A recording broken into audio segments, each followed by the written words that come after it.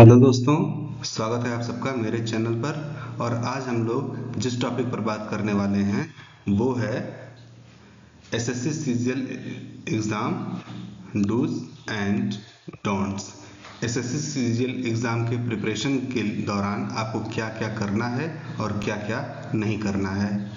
दोस्तों, जैसा कि हम सब जानते हैं कि जो एसएससी सीजीएल का एग्ज़ाम होता है ये एक हाईली कॉम्पिटिटिव एग्ज़ाम है और ये कंडक्ट किया जाता है कि जो बड़े अलग अलग गवर्नमेंट डिपार्टमेंट्स हैं उनमें ग्रुप बी और ग्रुप सी के पोस्ट के लिए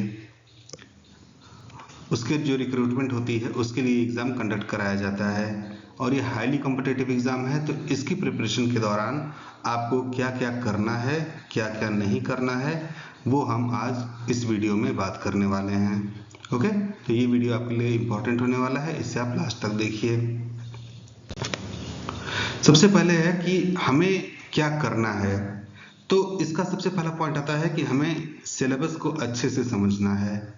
हमें ये समझना है कि जो एसएससी सीजीएल का एग्ज़ाम होता है उस एग्ज़ाम के पैटर्न्स क्या क्या होते हैं, उस एग्ज़ाम में क्या क्या चीज़ें पूछी जाती हैं। ओके, जिन टीयर्स में होता है उन टीयर के जो सब्जेक्ट्स होते हैं वो उसमें कितना डीपली हमसे पूछा जा सकता है।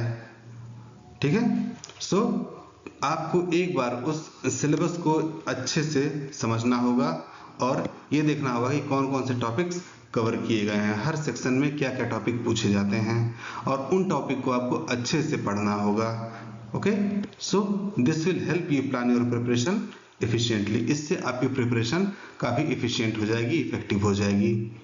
ओके, दूसरा पॉइंट है कि आपको एक स्टडी प्लान तैयार करना होगा और ऐसा स्टडी प्लान तैयार करना होगा कि आप हर एक टॉपिक को उसमें इंक्लूड कर सकें।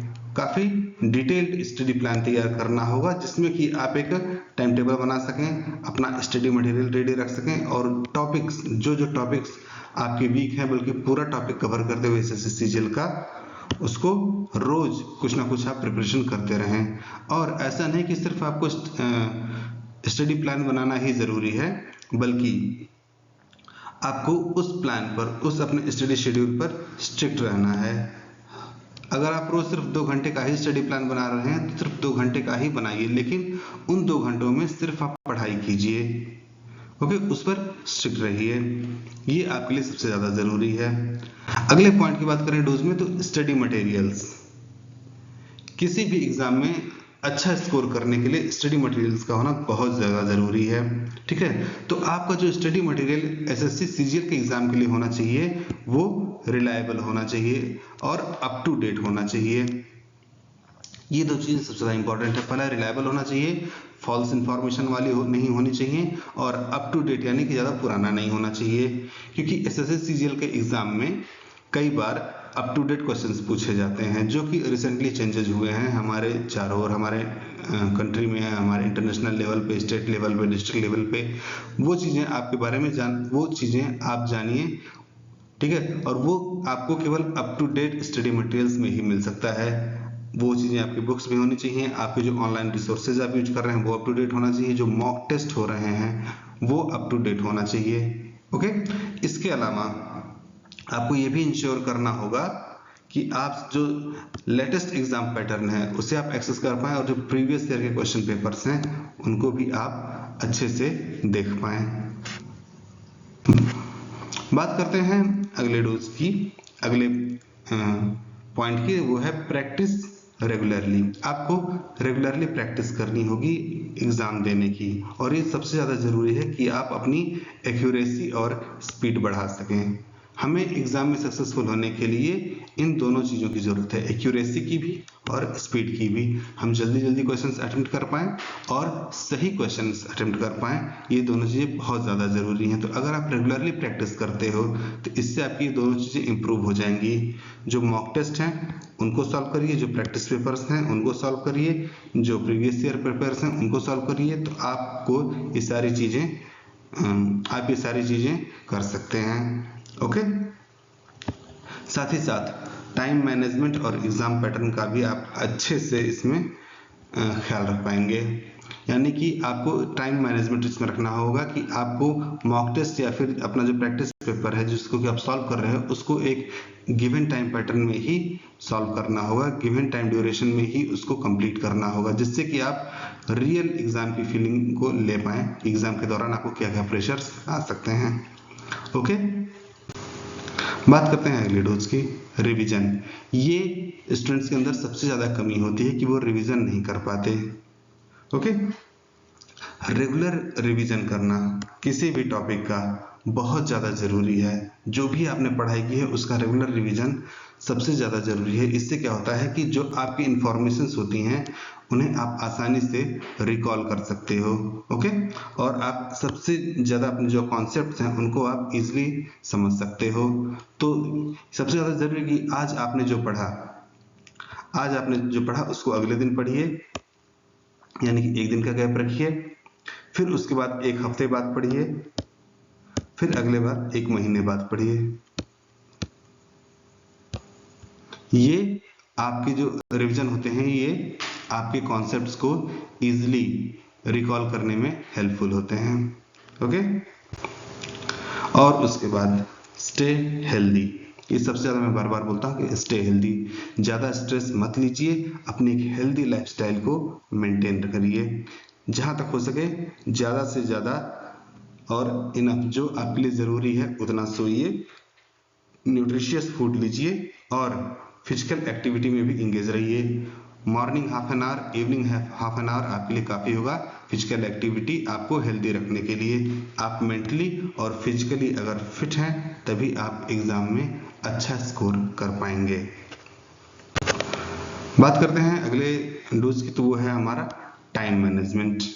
टाइम मैनेजमेंट एक ऐसी चीज़ है जो अक्सर स्टूडेंट्स इस चीज़ को नेग्लेक्ट कर देते हैं और ये उन्हें एग्ज़ाम के दौरान फेस करना पड़ता है कि वो आता हुआ क्वेश्चन भी उन्हें छोड़ना पड़ता है क्योंकि उनके पास टाइम की शॉर्टेज हो जाती है। ठीक है, तो ये चीज़ें आपको नहीं करनी है। आपको ये जरूर ध्यान देना है कि गिवन टाइम के दौरान जो टाइम अलॉटेड है उसमें ही आपको पेपर कंप्लीट करना है। ओके, और ये आप तभी कर पाएंगे जब आप चीज़ों को बार बार प्रैक्टिस करेंगे। ओके, और एक चीज़ जो अक्सर होता है कि हम सारे क्वेश्चंस को एक सीरीज से अटेम्प्ट करना शुरू करते हैं। नहीं, जो आपके कॉन्सेप्ट्स अच्छे हैं, जो इजियर क्वेश्चंस हैं उन्हें सबसे पहले अटेम्प्ट करिए। इससे आपको कॉन्फिडेंस बिल्डअप होता है और टाइम भी बचता है, और जो डिफिकल्ट क्वेश्चंस हैं उन्हें आप बाद में अटेम्प्ट कर सकते हैं। ओके, बात करते हैं अगले डोज की, तो वह है स्टे अपडेटेड। आपको अपडेट रहना पड़ेगा। मान लीजिए आपने याद किया हुआ है कोई चीज़ कि भारत का गृह मंत्री कौन है, और जब आप एसएससी का एग्ज़ाम दे रहे हो उस समय गृह मंत्री अगर बदल गए या फिर कोई ऐसी चीज़ हुई जो इन्फॉर्मेशन चेंज हो गई, लेकिन आपके दिमाग में अगर वही पुराना कॉन्सेप्ट चल रहा है तो आपके इन्फॉर्मेशन गलत हो सकती है। ओके, सो हमेशा अपने आप को करंट अफेयर्स और जनरल नॉलेज को अपडेट करते रहिए। ओके, क्यों? क्योंकि ये टियर 1 और टियर 2 के सबसे ज़्यादा इम्पॉर्टेंट पार्ट्स होते हैं। इनके बिना आप एग्ज़ाम क्वालिफाई नहीं कर सकते। तो आपको अपडेट रहना होगा, जो ओल्ड इंफॉर्मेशंस हैं उनको हमेशा अपडेट करते रहना होगा। ब्रेक, लगातार पढ़ते रहना सिर्फ और सिर्फ आपके ब्रेन को स्ट्रेस दे सकता है, इसलिए एक ब्रेक लेना ज़रूरी है। मैं हमेशा कहता हूँ कि जब भी आप ब्रेक ले तो 50 मिनट की, अगर आप 50 मिनट्स की अगर आप पढ़ाई ले रहे हैं, ठीक है, अगर आप 50 मिनट पढ़ रहे हैं तो हमेशा उसके बाद 10 मिनट का ब्रेक लीजिए। ठीक है, ये 50 मिनट आप सिर्फ और सिर्फ स्टडी पर फोकस करिए, कोई सोशल मीडिया नहीं, कोई फ़ोन नहीं, कुछ नहीं, और ये 10 मिनट्स आपको फुल रिफ्रेशमेंट अपने आप को रिफ्रेश करना है, अपने ब्रेन को रिफ्रेश करना है। फ़ोन यूज़ कर सकते हैं, म्यूजिक सुन सकते हैं, डांस कर सकते हैं, जो भी आपको चाहे वो आप कर सकते हैं। फिर से इस 10 मिनट के बाद आपको 50 मिनट्स की स्टडी लेनी होगी। ओके, सो अपने आप को ओवर स्ट्रेन मत कीजिए, अपने आप को ओवर प्रेशराइज मत करिए। शॉर्ट ब्रेक्स ज़रूरी होते हैं, ठीक है, जिससे आप रिलैक्स कर सकें और फिर से आपका माइंड प्रिपेयर हो सके नई चीज़ों को सीखने के लिए। तो ये बहुत ज़्यादा ज़रूरी है। बात करते हैं डोंट्स की, आपको क्या नहीं करना है। Okay, so avoid procrastination and start your preparation early. एक सबसे बड़ी प्रॉब्लम हमारे स्टूडेंट्स में ये होती है कि हम लोग प्रोक्रास्टिनेशन की फिनोमेना को बहुत ज़्यादा अपने अंदर लागू कर देते हैं। मतलब क्या है कि आप किसी चीज़ को टालते रहते हैं, आज नहीं कल, आज नहीं कल, आज नहीं कल। ये अक्सर सोचते रहते हैं कि एग्ज़ाम की प्रिपरेशन में भी बहुत टाइम है, हम आराम से करते रहेंगे। नहीं, आपको जितना हो सके जल्दी से जल्दी अपना प्रिपरेशन स्टार्ट करना होगा, क्योंकि जो लास्ट मिनट की क्रैमिंग होती है वो एसएससी सीजीएल जैसे कॉम्पिटिटिव एग्ज़ाम में कभी भी हेल्प नहीं करती। जो नेशनल लेवल के एग्ज़ाम्स होते हैं, जो हाईली कॉम्पिटिटिव एग्ज़ाम हैं, वो कभी भी लास्ट मिनट की प्रिपरेशन से क्वालिफाई नहीं किए जा सकते हैं। आप जितना जल्दी से जल्दी अपने प्रिपरेशन करेंगे उतना ही आपके पास काफ़ी टाइम होगा चीज़ों को अच्छे से समझने के लिए। तो जहाँ तक हो सके अपनी प्रिपरेशन जल्दी से जल्दी शुरू करिए। दूसरी चीज़ है कि नेग्लेक्टिंग बेसिक्स। अक्सर स्टूडेंट्स बेसिक्स को निगलेक्ट कर देते हैं कि ये तो हमने जूनियर क्लासेस में पढ़ा हुआ है, जैसे स्क्वायर रूट निकालना, क्यूब रूट निकालना, ये सारी चीज़ें जो होती हैं, जबकि जो एडवांस मैथमेटिक्स होती है उसकी भी बुनियाद ये बेसिक्स ही होते हैं। ठीक है, तो आप कभी भी बेसिक्स को निगलेक्ट मत करिए, और ये हमेशा ध्यान रखिए कि आपका अपने बेसिक्स के ऊपर एक तगड़ा कमांड हो। जो मैथमेटिक्स हैं, इंग्लिश हैं, रीजनिंग है, इन सब में तगड़ी कमांड होनी चाहिए, क्योंकि यही सब चीज़ें क्या होती हैं, एसएससी सीजीएल एग्जाम का कोर सेक्शन होता है। ओके, अगला है इग्नोरिंग मॉक टेस्ट। अक्सर लोग मॉक टेस्ट को इग्नोर कर देते हैं, ये काम नहीं करना चाहिए। आपको मॉक टेस्ट और प्रैक्टिस पेपर को कभी भी इग्नोर नहीं करना है, क्योंकि इन्हीं से पता चलता है कि आपकी परफॉर्मेंस, आपकी वीक एरियाज क्या हैं, उन्हें आप पता लगा सकते हो, और अपना जो टाइम मैनेजमेंट है, टाइम मैनेजमेंट की स्किल है, उसको आप इम्प्रूव कर सकते हो। ठीक है, और यही सारी चीज़ें आपको एग्जाम में हेल्प करेंगी कि अगर आप अपना वीक एरिया नहीं जानोगे, उसको स्ट्रांग नहीं करोगे, तो आप अच्छा स्कोर नहीं कर पाओगे। अगर आप टाइम मैनेजमेंट नहीं जानते तो आप आता हुआ पेपर भी आपको छोड़ना पड़ेगा।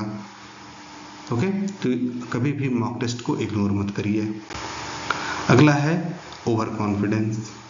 अक्सर स्टूडेंट्स में क्या होता है कि अगर उनकी एक या दो क्वेश्चंस सही हो गए तो वो ओवर कॉन्फिडेंस आ जाते हैं कि अरे अब तो हमारा सिलेक्शन हो ही जाएगा। नहीं, हमेशा ध्यान रखिए कि सिर्फ एक क्वेश्चन अगर आपने सही किया तो आप सैकड़ों बच्चों से आगे जा सकते हैं, लेकिन अगर एक क्वेश्चन गलत हुआ तो आप सैकड़ों बच्चों से पीछे भी जा सकते हैं। इसलिए कॉन्फिडेंस रखिए कि हाँ मैं कर सकता हूँ, लेकिन ओवर कॉन्फिडेंस कभी मत रखिए कि मैं कुछ करूँ या ना करूँ, मेरा सिलेक्शन हो ही जाएगा, या फिर मैं बहुत ईजिली, बहुत कामली, बहुत ही लाइटली किसी भी क्वेश्चन पेपर को कर लूँगा तो मुझसे कभी गलती होगी ही नहीं। ऐसा नहीं है, छोटी छोटी गलतियाँ ही अक्सर नुकसान करती हैं और स्कोर को डाउन कर देती हैं। ओके, सो बार बार ये कह रहे हैं कि avoid under estimating the difficulty of exam. Exam कितना डिफिकल्ट है इसको अवॉइड करने की कोशिश मत करिए।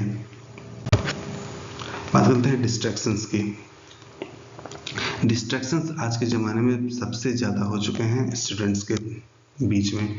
जब भी वो पढ़ाई कर रहे होते हैं, एक तरफ उनके सोशल मीडिया चल रहे होते हैं, एक तरफ कोई म्यूजिक चल रहा होता है, एक तरफ तरह तरह के स्नैक्स रखे हुए होते हैं, वो खाते रहते हैं और वो पढ़ाई करते रहते हैं।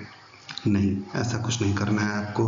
पढ़ाई करने का मतलब सिर्फ पढ़ाई करनी होती है, और हर वो चीज़ वहाँ से अवॉइड करनी होती है, हटा देनी होती है जो आप पढ़ाई से डिस्ट्रैक्ट करे। फिर चाहे वो सोशल मीडिया हो, आपका फ़ोन हो, म्यूज़िक हो, डांस हो, कुछ भी हो। यानी कि वो 50 मिनट्स जो आप पढ़ाई कर रहे हो, उन 50 मिनट्स में आपको सिर्फ पढ़ाई करनी है और कुछ नहीं करना है। ओके, एक चीज़ और, नेग्लेक्टिंग हेल्थ। अक्सर इतना लोग पढ़ाई में डूब जाते हैं कि अपने हेल्थ को वो निगलेक्ट करना शुरू कर देते हैं, जिससे उनका फिजिकल और मेंटल फिटनेस अफेक्ट होने लगता है। और ये चीज़ आपको जानना जरूरी है कि स्वस्थ शरीर में ही स्वस्थ मन और स्वस्थ मस्तिष्क रह सकता है। ओके, अगर आपकी बॉडी हेल्दी नहीं है तो आपका ब्रेन भी हेल्दी नहीं होगा। हेल्दी होने का मतलब होता है डिजीज फ्री होना, डिसऑर्डर फ्री होना। ओके, तो आप अपने ओके पढ़ाई ज़रूरी है, लेकिन उसके साथ साथ हेल्थ का भी ध्यान रखना ज़रूरी है। सो अपने हेल्थ का भी ध्यान रखिए, जिससे आपकी कंसंट्रेशन और परफॉर्मेंस पर असर ना पड़े। जहाँ तक हो सके अनहेल्दी डाइट मत लीजिए और अपने फिजिकल और मेंटल हेल्थ का ख्याल रखिए। ओके, स्किपिंग प्रीवियस पेपर्स, ये चीज़ फिर से मैं आपको बता रहा हूँ कि जो पिछले साल के क्वेश्चन पेपर्स होते हैं, जो प्रीवियस ईयर क्वेश्चन पेपर्स होते हैं, वो ज़रूर आप अटेम्प्ट करिए, उन पर एक बार ज़रूर नज़र डालिए, उन्हें सॉल्व करने की कोशिश करिए, क्योंकि भले ही वो क्वेश्चन रिपीट ना हो, लेकिन कॉन्सेप्ट्स वही रिपीट होते हैं, वही सारे कॉन्सेप्ट्स पर बार बार क्वेश्चंस पूछे जाते हैं। तो जब आप पिछले साल के क्वेश्चन पेपर्स को सॉल्व करेंगे तो उससे आपको पता चल जाएगा कि एग्ज़ाम का पैटर्न और किस किस तरह के क्वेश्चंस पूछे जाते हैं। सो उन्हें इग्नोर मत करिए, ठीक है, उन पर ध्यान देना आपको एक अच्छा स्कोर दिला सकता है। उसके बाद रिलाइंग सोलली ऑन कोचिंग, अक्सर ऐसा होता है कि हम लोग एक हाई फाई कोचिंग में एडमिशन ले लेते हैं और उसके बाद लगता है कि हाँ तो हमारा सिलेक्शन हो ही गया। कोचिंग आपको सिर्फ गाइडेंस दे सकती हैं, ओके, लेकिन आपकी सेल्फ स्टडी सबसे ज़्यादा इम्पॉर्टेंट है। ओके, गाइड्स कितने भी अच्छे हैं, लेकिन अगर आपकी प्रिपरेशन अच्छी नहीं है, आपकी परफॉर्मेंस अच्छी नहीं है, तो कोई भी कोचिंग आपको सिलेक्शन नहीं दिला सकती।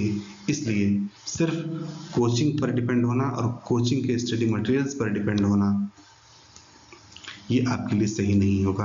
कोचिंग से जो मटेरियल मिल रहे हैं उन्हें पढ़िए, साथ ही साथ जो ट्रस्टेबल सोर्सेज हैं उनसे कुछ इंफॉर्मेशन कलेक्ट करिए। ओके, पैनिकिंग, हाँ, जब आप एग्जाम में हो हमेशा शांत रहिए, कंपोज्ड रहिए, कॉन्फिडेंट रहिए।